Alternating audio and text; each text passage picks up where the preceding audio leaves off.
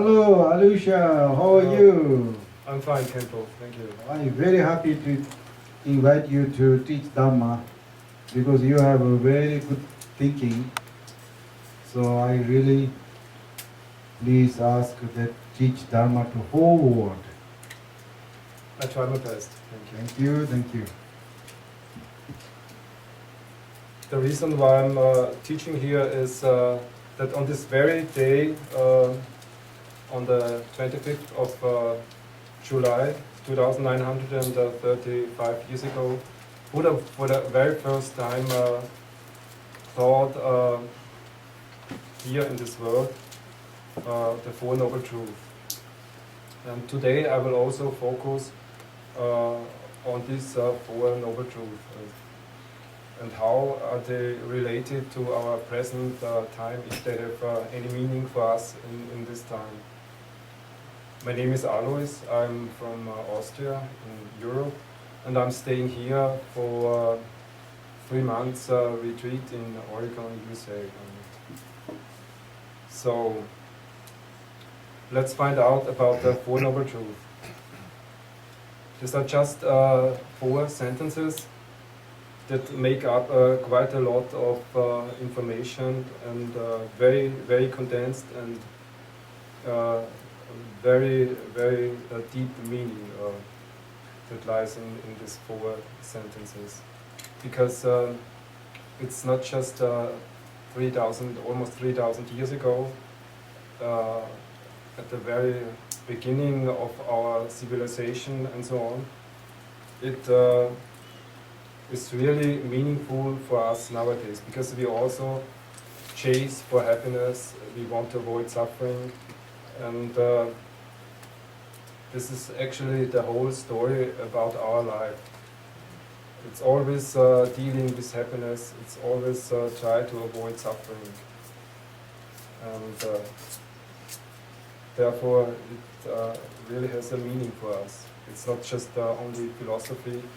It doesn't even deal actually with Buddhism because it touches everyone. And Buddha didn't call this Buddhism. It was just what he experienced and realized in all his years before.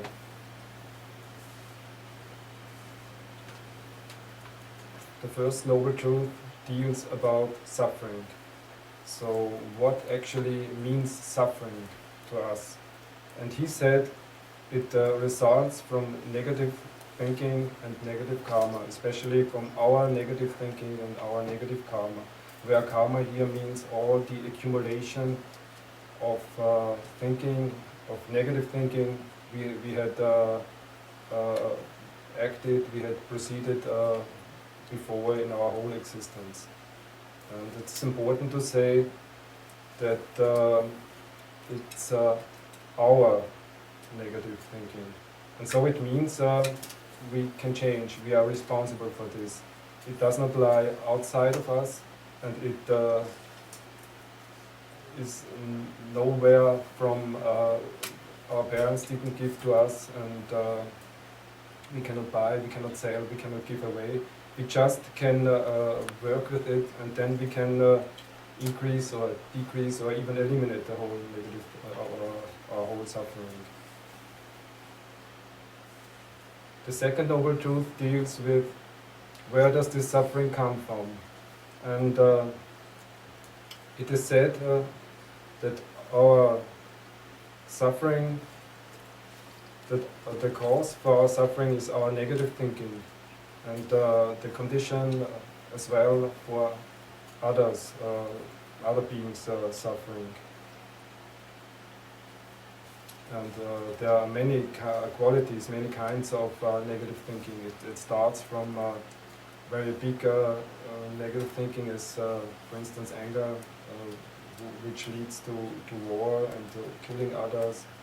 And it goes down to also very subtle kinds of suffering, of negative thinking. The clinging to our happiness, to objects we like, and all these kind of things. And this clinging maybe is a kind of ignorance, because we don't know what this really means, what suffering, what this actually really means to us. The third noble truth is about happiness, the cessation, on the other hand, the cessation of suffering, and it results from our positive thinking and our positive karma. And actually it's very profound meaning, because this positive, this happiness, and I mean it's a really true happiness, not just this everyday happiness we engage in. It's nothing against this, but it does not really lead to true happiness, if our everyday experience happiness. And engaging in happiness has a very great healing power, and it makes us strong, it makes us healthy. It also improves our abilities to perceive and understand ourselves better and our situation. And actually we don't even have to build up this happiness, because it's our innermost nature, and therefore we just can relax, and we just can try to avoid and to clean up all our obscurations that are accumulated for many years, and then we get to this innermost nature and find this happiness. And the fourth noble truth deals with how do we can achieve this happiness. This is actually the path, the way, the possibilities, how we can get this happiness. And basically our positive thinking and our positive karma are the causes of this happiness, and as well the conditions for others' happiness. And therefore we need to practice positive thinking.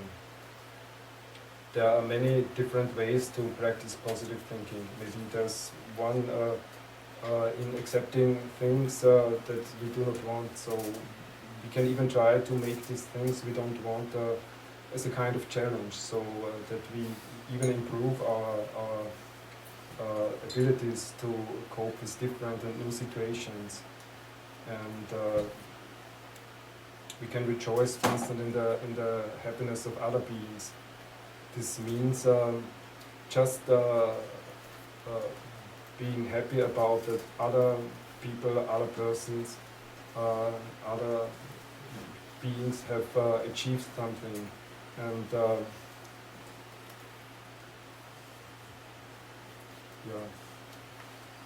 actually these are the four noble truths, and Buddha had many teachings about all kinds of different topics, different subjects, and to every kind of different beings. But the Four Noble Truths are really very outstanding and profound teachings that he made.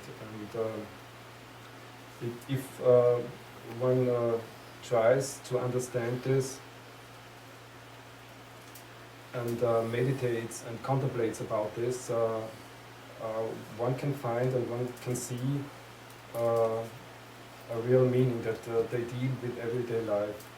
So this is my teaching about this Four Noble Truths. Thank you.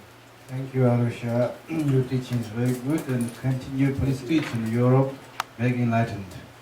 Yeah, I hope so. Thank